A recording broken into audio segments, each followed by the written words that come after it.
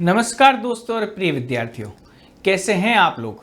आशा करता हूं कि आप सभी स्वस्थ होंगे, मस्त होंगे और निरंतर पढ़ाई में लगे होंगे। आज मैं बात करूंगा उन विद्यार्थियों के लिए जिन विद्यार्थियों ने क्लास 10th के बाद 11th और 12th में मैथमेटिक्स को अपने एक ऐच्छिक विषय के रूप में चुना है।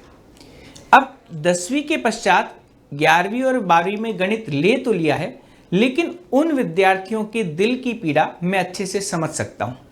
उन विद्यार्थियों को यह अब पता नहीं चल पा रहा है कि हमें जो एग्जाम में किस हिसाब से तैयारी करनी है, किस तरीके से किस चैप्टर को कंप्लीट करना है, और साथ ही साथ जो हमारे टेस्ट आ रहे हैं उसके बाद में हाफ ईयरली आएगी, फिर ईयरली आएगी, उसमें हमें गणित विषय को कैसे तैयार करना है।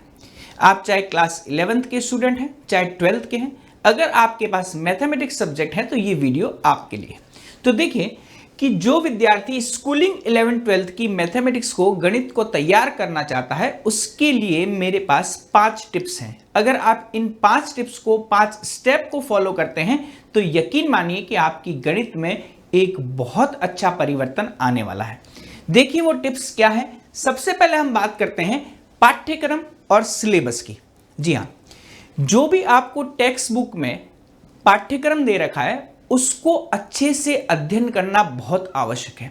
उसका कारण यह है कि जो भी हमारे परीक्षा में क्वेश्चंस आने वाले हैं, प्रश्नों का जो भी संग्रह आपको प्राप्त होने वाला है, वो आपके पाठ्यक्रम से आने वाला है। तो हमें क्या करना है कि सबसे पहले उन सभी चैप्टर्स को सेलेक्ट करना है, चयनित करना है जिसका अंक भार तुलनात्मक रूप से ज्यादा है और उन चैप्टर्स को हमें समय भी ज्यादा देना है। मान लीजिए अगर कोई चैप्टर 3 नंबर का ही है तो यह कॉमन सेंस वाली बात है कि उस चैप्टर से या तो छोटे प्रश्न आएंगे या आपके मैक्सिमम 1 या 2 नंबर का क्वेश्चन आएगा। लेकिन जो चैप्टर 11 नंबर के हैं, 12 नंबर के हैं, उन पर हमें बड़े प्रश्नों पर ज्यादा ध्यान देने की आवश्यकता है। उसी प्रकार से जब हम प्रश्नों को हल करते हैं तो बड़े प्रश्नों पर आपको क्या करना है, ज्यादा ध्यान देना है। उसका कारण क्या है कि बड़े प्रश्नों का अंक भार भी ज्यादा होता है। हम छोटे छोटे प्रश्नों की तो प्रैक्टिस कर लेते हैं, लेकिन बड़े प्रश्नों को सोचते हैं कि एग्जाम होगा तब एग्जाम हॉल में कर लेंगे, और यही हमारी सबसे बड़ी गलती होती है। तो आपको क्या करना है कि बड़े प्रश्नों को और अच्छे तरीके से, बहुत सीरियस होकर के उनको हल करना है। ऐसा नहीं है कि आधी तक किया फिर सोचो कि ये हो जाएगा, एग्जाम में हम कर लेंगे, और यही सबसे बड़ी गलती होती है।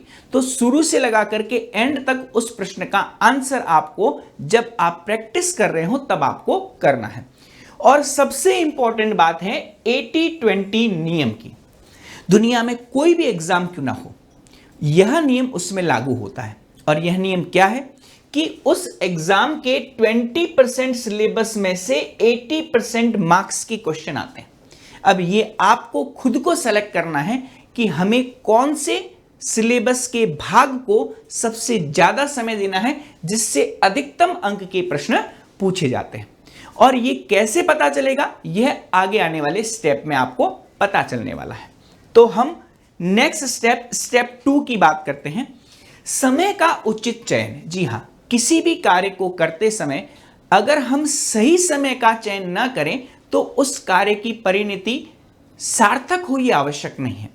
तो मैं कहता हूं कि जब कभी भी आप गणित को पढ़ने बैठे तो ऐसा समय चयनित कीजिए कि उससे जस्ट पहले आपने कोई थियोरेटिकल सब्जेक्ट पढ़ा हो। अगर आपने थ्योरी वाला सब्जेक्ट पढ़ा है तो आपका माइंड थोड़ा सा रिलैक्स मूड में है, और जैसे ही आप गणित को स्टार्ट करेंगे तो आपके दिमाग की जो ज्ञानेंद्रियां हैं वह बिल्कुल गणित को सपोर्ट करने लगेगी और आपको और ज्यादा इंटरेस्ट आने लगेगा। तो ऐसा समय आप चयनित कीजिए जब आपका दिमाग ज्यादा थका हुआ ना हो, है ना। तो थियोरेटिकल सब्जेक्ट में इतना दिमाग लगाने की आवश्यकता नहीं होती है। और एक महत्वपूर्ण बात और बताता हूं, आपको गणित को रोजाना 1 घंटा तो देना ही देना है। उसका कारण यह है क्योंकि अगर गणित पढ़ते समय आपके ब्रेक आ जाएगा तो समस्याएं बढ़ती जाएगी। तो आपको डेली बेसिस पे ये ध्यान रखना है कि 1 घंटा तो आपको गणित को देना ही है। चाहे आप उसको थियरी पढ़ने में लगाएं, चाहे पिछले साल के प्रश्नों को हल करने में लगाएं, चाहे कुछ भी एक्टिविटी करें, लेकिन गणित को 1 घंटा आपको आवश्यक रूप से देना है। ये हमारा है स्टेप नंबर 2 या फिर दूसरा चरण। तीसरा स्टेप ये है पीवाईक्यू। पीवाईक्यू का मतलब होता है पुराने वर्षों के प्रश्न और उसके उत्तर। ये बहुत महत्वपूर्ण है। मैं अगर बात करूं किसी एग्जाम में जो सिलेबस होता है ना, पाठ्यक्रम होता है, वह एक स्विमिंग पूल की लंबाई और चौड़ाई होती है, लेकिन वह स्विमिंग पूल कितना गहरा है यह हमें बताता है पुराने सालों के प्रश्न की हमें कितनी गहराई तक जाकर के उस पाठ्यक्रम को पढ़ना है। और मोस्टली अगर हम बात करें 11th और 12th की, तो आपकी एनसीईआरटी की किताबें ही आपके लिए वही पीवाईक्यू है, वही आपका सिलेबस है। तो आपको एनसीईआरटी को बहुत मजबूत करना होगा। और इसमें हमें ध्यान रखना है कि जितना ज्यादा आप, जैसे कोई आपने चैप्टर कंप्लीट कर लिया, तो आप ये देखिए कि आपके उस चैप्टर में से पुराने सालों में कौन कौन से प्रश्न आए। अगर 12th वाले हैं तो वो सीधा बोर्ड एग्जाम के क्वेश्चन जो है उसको चेक कर सकते हैं। मान लीजिए नॉन बोर्ड के हैं तो आप अपनी स्कूल में जाइए और स्कूल में जो मैथ के टीचर है उनको बोलिए कि पुराने हाफ ईयरली के और ईयरली के हमें क्वेश्चन प्रोवाइड कीजिए, जिससे हम उसकी प्रैक्टिस करते हैं। तो आप जब पुराने सालों के प्रश्नों को हल करेंगे तो आपको क्या क्या फायदा होगा। आपको सबसे महत्वपूर्ण फायदा यह होगा कि आपको उत्तर लिखने का तरीका समझ में आएगा। साथ ही साथ आपको प्रश्न किस प्रकार के आते हैं एग्जाम में उसकी समझ बढ़ेगी, क्योंकि जिन क्वेश्चंस का आंसर आपको बोर्ड एग्जाम में और आपके ईयरली एग्जाम में लिखना है, वही प्रश्नों की प्रैक्टिस आप उसी पैटर्न से हल करेंगे तो आपके दिमाग में उसके लिए एक पॉजिटिव सीन बनेगा। तो तीसरी इंपॉर्टेंट बात क्या है कि ये सब करने से जब आप परीक्षा हॉल में उस क्वेश्चन को सॉल्व करोगे तो आप में एक अलग आत्मविश्वास आएगा। तो ये तीसरा और सबसे महत्वपूर्ण चरण है और इनकी सहायता से आप बहुत ही आसानी से, ये ज्यादा बड़े टास्क नहीं है, बहुत छोटे छोटे टास्क है, स्मार्ट वर्क है, जिसका आउटपुट, जिसका रिजल्ट, जिसका परिणाम बहुत शानदार आपको मिलने वाला है। जी हाँ, साथ ही साथ अच्छा आपको एक इंपॉर्टेंट इंफॉर्मेशन देनी है। आप सभी को पता है कि 15 अगस्त आने वाला है और 15 अगस्त के इस पावन पर्व पर उत्कर्ष क्लासेस द्वारा एक बहुत ही शानदार डिस्काउंट ऑफर चलाया गया है, जिसमें आपको 78% फ्लैट डिस्काउंट और उसके साथ साथ एनजी मतलब निर्मल Gehlot ji 13 coupon code apply करने पर आपको एक्स्ट्रा 30% डिस्काउंट प्राप्त होने वाला है। साथ ही साथ आप 100% रिवॉर्ड पॉइंट को भी गेन कर सकते हैं। तो जो विद्यार्थी और अच्छे से अपनी तैयारी को करना चाहता है, अगर आप 6 से 12 तक किसी भी क्लास में पढ़ते हो, आपका मीडियम हिंदी हो चाहे इंग्लिश हो, आप किसी भी बोर्ड से आते हो, उनके लिए आर्ट्स और साइंस की जो क्लासेस हैं, देखिए डिस्काउंट करने के पश्चात कितना कम प्राइस है। और ये मौका आपको चूकना नहीं है, क्योंकि यह मौका बार बार नहीं आता है। तो आप देख सकते हैं अब। और आप अगर प्राइम बैच भी ज्वाइन करना चाहते हैं तो प्राइम बैच का जो आपका प्राइस है वो आपको 4400 रुपए और 3190 रुपए। तो आप बिल्कुल भी देरी ना कीजिए, जल्दी से जल्दी कोर्स, जिन विद्यार्थियों को अपनी तैयारी को और अच्छा करना है और बूस्ट करना है, वह इस कोर्स को ज्वाइन करके अपनी एकेडमिक की तैयारी और शानदार कर सकता है। और ऐसा मौका, मैं फिर से बोल रहा हूं, बार बार नहीं आएगा। जी हाँ, अब हमारा नेक्स्ट स्टेप ये है शॉर्ट नोट्स। जी हाँ, विद्यार्थी काफी चौंक गए होंगे, क्या गणित में भी शॉर्ट नोट्स बन सकते हैं? बिल्कुल। अगर आप किसी भी विषय की पढ़ाई कर रहे हैं तो उसके शॉर्ट नोट्स बनाना बहुत आवश्यक है। उसका कारण क्या है? शॉर्ट नोट्स ऐसे होने चाहिए जो केवल आपको ही समझ में आए।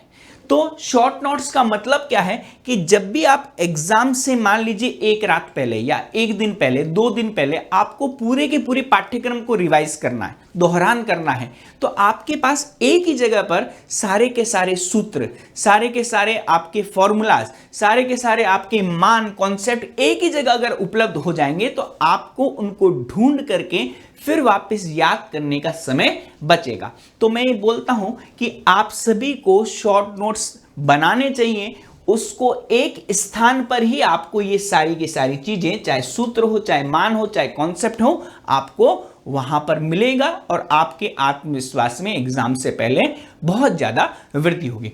लास्ट स्टेप आपका वह है और ये सबसे बेहतरीन तरीका है और मैंने इसको प्रैक्टिकली अनुभव किया है कि आपके जो भी दोस्त या मित्र हो जो गणित में थोड़ा सा कमजोर हो, है ना, तो आपको क्या करना है, उसको पास में बिठाना है और जो चैप्टर आपके स्कूल में चल रहा है उसको उस चैप्टर का रिवीजन करवाना है। और उससे फायदा क्या होगा कि उसके रिवीजन के साथ साथ आपका भी रिवीजन होगा।